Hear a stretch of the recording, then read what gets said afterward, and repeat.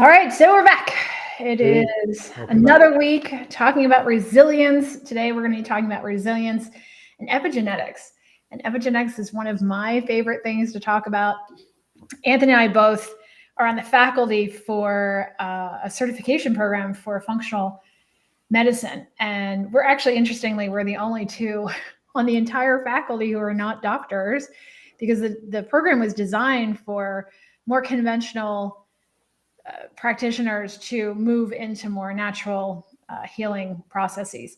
So it's MDs and DOs and nurse practitioners and registered dietitians, people who are much more on the conventional side, who are looking to transition or add to their arsenal of information how to actually heal.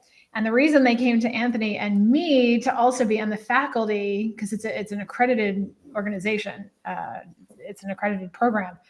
So the fact that we weren't MDs or MNDs actually became kind of a challenge. But the reason they wanted us to be on the faculty is because they also wanted people who worked with clients on a regular basis who were healing without medications and we're seeing results the way that we see results with clients. So it's kind of it is a straight honor to be on the faculty there and to get to work with more conventional doctors who are seeing the light and starting to get that they need more in their bag of tricks to help people heal, because they know conventional medicine isn't a healing process. It's a management of symptoms process, typically. So Anthony and I are on that. And the piece that I teach in that program is on the epigenetics and the emotional healing piece. Anthony goes way deep into the nutrition and the science and all of that. So we're going to be talking about epigenetics today. Anthony, you want to explain epigenetics?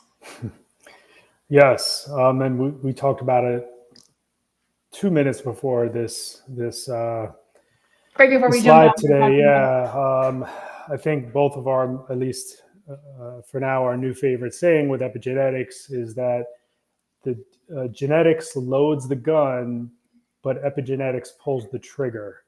It's the best description I've ever heard of it. It's right on. So, in short, every cell in our body, with the exception of red blood cells, has a nucleus, and inside the nucleus are chromosomes, which are tightly wound strands of DNA, and a small snip or piece of that DNA is a gene. And genes, more or less, are the blueprints. I can't come up with a better explanation.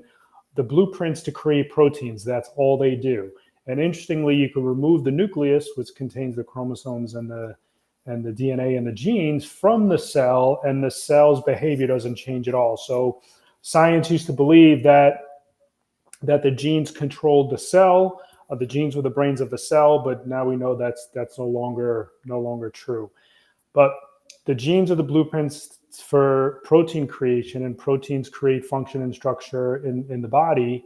And genes are everything. The genes are, and we also used to think, we meaning science, also used to think that if heart disease or any disease or condition was in your family, that you were destined to get that thing.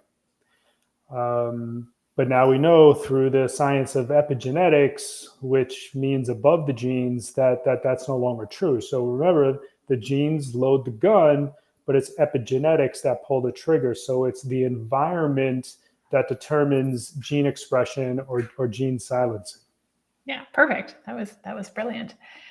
So in essence, that essentially means that just because someone in your family has something, they have some sort of issue where they've gotten cancer, or they've ended up with Hashimoto's or some other autoimmune condition, or they have lung disease, or they have some other problem, anxiety, depression. That doesn't mean that you get the anxiety, the depression, the autoimmune condition. That means that you may be predisposed to that particular condition or issue. But based on your environment, and your environment is external and internal. So your environment can be what you're eating, the quality of the air, the quality of the water, It could be how much you're watching the news and the people that you hang out with and what your normal is on your outside. It also has a lot to do with what's going on inside your environment. So your internal environment, so what you think, what you feel, what you believe, what you say to yourself every day when you wake up, how you believe yourself to be. I literally just hung up with a client before we jumped on here, and she identified herself. She said, well, I'm typically a scared person. And that's a belief, right? I'm a scared person. That's an identity. So it's who you see yourself to be. Do you see yourself to be strong, weak, sick? Do you see yourself to be somebody who doesn't have control over situations, or that you have to have control over everything all the time in order to be safe? So it's your internal and external environment that influence your body's ability to do anything, really, to bounce back. And what it influences, what genes are essentially influenced to activate or be silent. So what we hope that you get from this is that you have a lot of influence. You have a lot of ability to have a say in what's going on with your genes. And it's interesting, I just had an appointment with a regular check-in with my OBGYN, and she said to me, oh, it looks like you've crossed into the 50s. You're now 50. She said, okay, well, just so you know, 50 is when you're just a slave to your genes. So I just want to go back into your history of what's going on with your, has gone on with your family, so you know what to expect. And I was like, that is a really, really nasty way to tell somebody you have no experience, you have no way to influence what's going on in your life, and you better just get prepared for some of the nonsense that has happened in your family from a medical standpoint or from a physical standpoint. So why bother, right? I mean, if that's true, then why bother? Why bother eating healthy, exercising, sleeping, sleeping, using clean? Why bother if that's the case?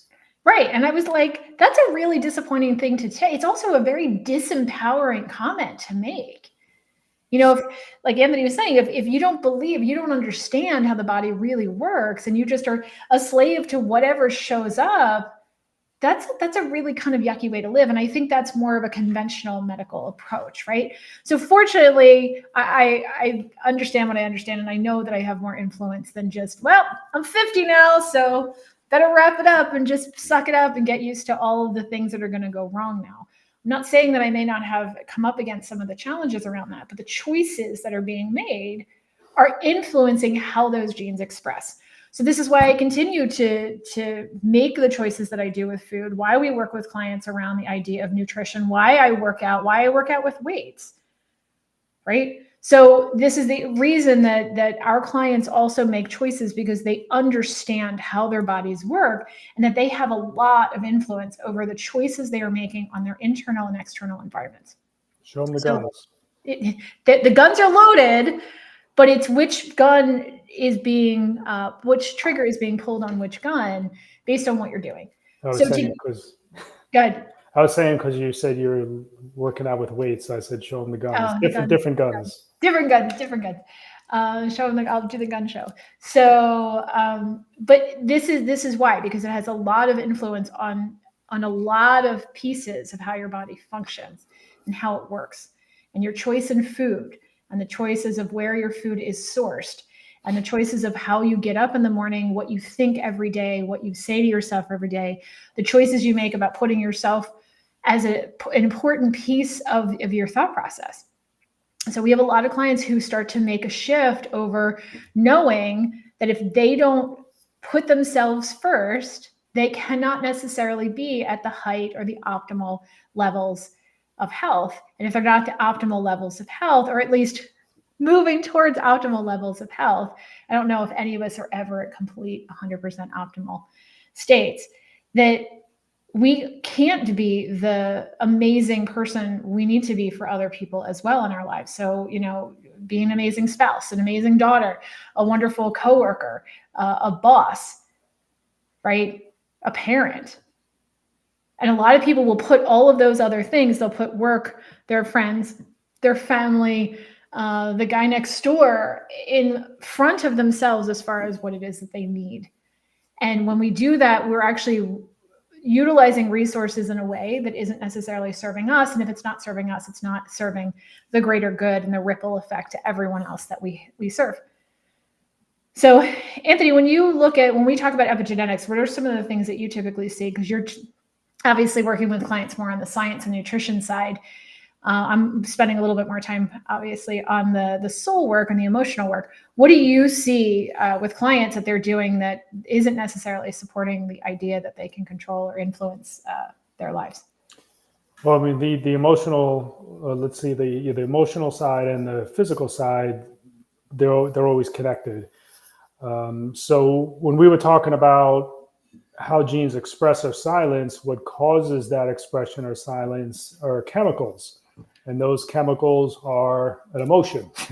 So the way we feel, the way we think produces chemistry in the body, and on labs, what we'll see or what we'll test for are stress hormones and regular hormones, sex hormones, to see what's out of balance. Because when we're out of balance, when we're in a chronically stressed state, actually initially it has it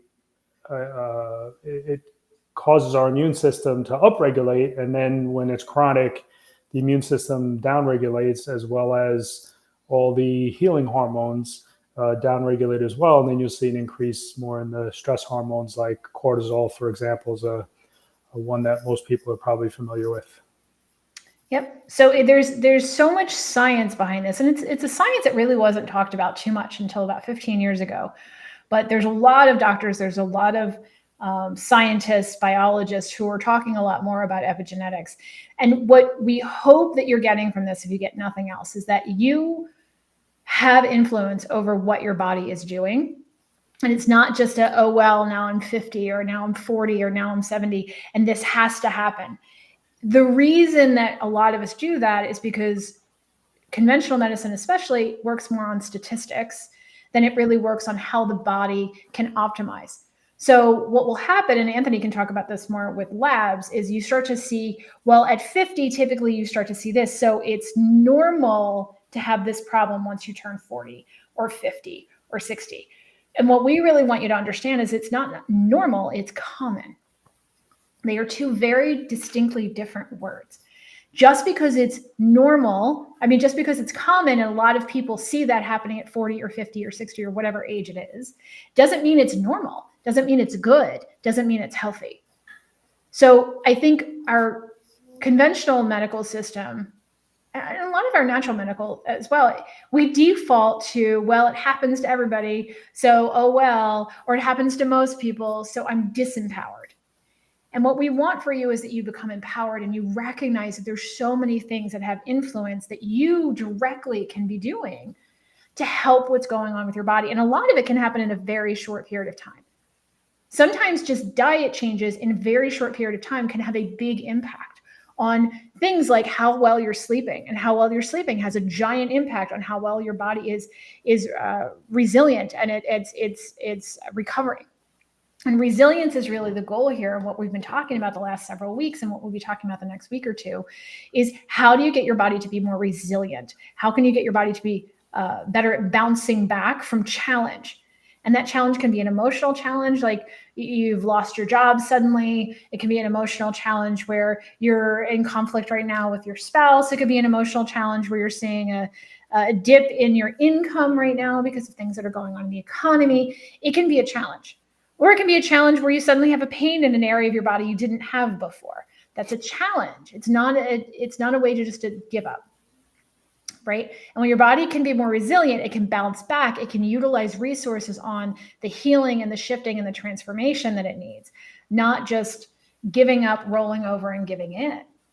And there's so many things that can have influence on that. So you just making a shift in your diet, for example, again, can have an influence on how well your body is processing, how well your body is sleeping, how well your body is doing everyday things that it needs to function and not just survive, but to heal and become more resilient. And the more resilient you are, the easier your body takes on challenge and learns from it and grows from it, doesn't slide backwards and fall apart because of it. I know, Anthony, you want to talk about like just normalcy when it looks at labs and how they keep changing the markers on labs to be what the common is, not necessarily what the good normal is. Yeah, and don't misunderstand what we're saying. I mean, I'm 55. I'm not going to have the hormones that I did, the testosterone I did when I was 20 or 25, but it shouldn't be so low where it's impacting my physiology, my health. It shouldn't be. And I don't see why well into and any person, not just us, but well into your 60s, why you can't have hormones again. Maybe not at the level of a 20-year-old, but there's I see it at least comes out because of my age. I'm targeted all over Facebook with testosterone replacement therapy or low T, but yeah. So what was your question again? Sorry. Okay, I'm sorry. Yeah. Oh, yeah, normal. Right. Right. So Normals. why I said that is because, and we talk about this in the book, and we have a whole chapter on epigenetics in the book that came out really, really awesome. I'm not just saying that because we wrote it. But when you get your lab results from your doctor, or you log into your portal from whatever organization that runs the labs on you, what you'll see is you'll see the marker, you'll see your result, your value, and then you'll see the normal range. And regardless of the lab, whether it's Quest, whether it's LabCorp, Vibrant, doesn't matter. They all use relatively the same normal ranges, and they're based where they come up with those. Like, where do they come up with these ranges? What they do is they take 95% of our population, and where they fall, that's normal. So, you may hear like low normal, high normal, but these normal ranges that you'll see, like glucose, for example, the normal range is somewhere like 65 to 99. And as long as you're in that range, then there's no need to. And sometimes even if you add this, I still don't understand. Because sometimes clients will come to us and they're out of the normal range, and the doctor still says everything is normal, which obviously it's not, because there'll be an H or an L indicating it's high or low. But anyway, so the ranges are based on 95% of the population, which is a joke because we're the sickest first world country in the world, which is, I don't get it. And then as we get sicker, I mean, you look at the direction of the country, we're not getting healthier, we're getting sicker. So, maybe in a few years, the normal range for glucose will be 60 to 105. And it just keeps getting wider and wider and wider because it's based on averages. And I wasn't taught that way. I was taught to use optimal ranges, which just aren't arbitrary. Optimal ranges came to, and the labs used to use them, and they're tighter. But as we got sicker and sicker as a country, those ranges got wider and wider and wider, and they keep getting wider.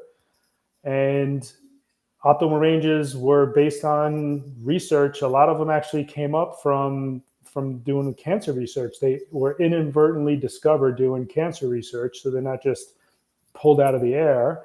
And that's what we use on ourselves as well as our clients. So it gives us not only an idea of where people's markers are relative to optimal, but the cool thing also that we do here at Nourish is we look for patterns. And the patterns will suggest that a particular gland, organ, or system in the body needs more support. And then often those patterns are not obvious. Like, some of the patterns look at different markers from different systems in the body and take all of those into account, whether the particular system, gland, or organ needs support. And that's the most important piece, right? A lab is a lab, and it's only a moment in time. So when you have blood drawn, or you're taking a lab, urine sample, fecal sample, whatever, it's still a moment in time, especially with blood samples and urine samples, as I understand. Anthony, correct me if I'm wrong, is it really can fluctuate on a lot of things very easily, depending on what time of the day you took things and what day it was and how stressed you were right before the test was taken. And if the phlebotomist was good and she kept sticking you and couldn't get a good stick. So a lot you have to take into consideration is also everything else around it, which is why you really do want to work with somebody who really understands the body as a whole and isn't just looking at you as a marker on a test.